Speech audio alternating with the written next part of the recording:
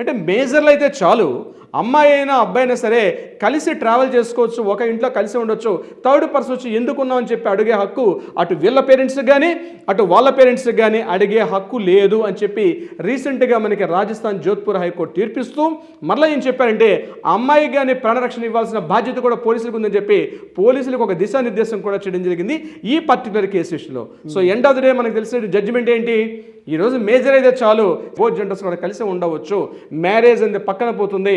Already ఇదే దెబ్బ మనం 2019లో జరిగింది తీర్పు విన్నాం, అడల్టరీని అక్కడ రెగ్యులేట్ చేశారు. ఇక్కడ కూడా ఈ తీర్పు బహుశా నేను అనుకుంటున్నాను రాబోయే కొద్ది సంవత్సరాల్లోనే సొసైటీ మీద తీవ్రమైన ప్రభావం చూపించే అవకాశం ఉంటుంది. ఈ సైటేషన్ ఎందుకంటే పిల్లలు చిన్నవారు కాబట్టి నేను ఆ డీటెయిల్స్ రివీల్ చేసే పరిస్థితిలో నేను లేను, బట్ రాజస్థాన్ హైకోర్టు తీర్పును కొత్త గూగుల్లో కూడా మీకు వస్తుంది కాబట్టి డెఫినెట్గా సమాజం మీద ఒక తీవ్రమైన ప్రభావాన్ని చూపించే అవకాశం ఉంది. ఇక్కడ జడ్జి గారు కూడా ఆయన మానవాతీతుడేమి కాదు, అక్కడ ఉన్నటువంటి చట్టాలను ఇంప్లిమెంట్ చేయాల్సిన బాధ్యత. ఇక్కడ నేను జడ్జి గారిని తప్పు పట్టాల్సిన అవసరం లేదు. బీయింగ్ అడ్వకేట్గా నేను చూస్తుంటాను కొన్ని సందర్భాల్లో వ్యక్తిగతంగా అభిప్రాయాన్ని అక్కడ తీసుకొచ్చి చూపించే ప్రయత్నం చేయరు. జడ్జి గారు కూర్చునేటప్పుడు చట్టాల్లో ఏముందో చట్టాలని సామాజిక స్థితిగతుల్ని వాళ్ళు తీసుకొని అవి మాత్రం ఇంపోజ్ చేసే అవకాశం ఉంటుంది. ఏమని చెప్తుంది ఆర్టికల్ 21 ప్రకారం ఎవరికి వారు స్వేచ్ఛగా స్వాతంత్రంగా జీవించే హక్కు ఉంది.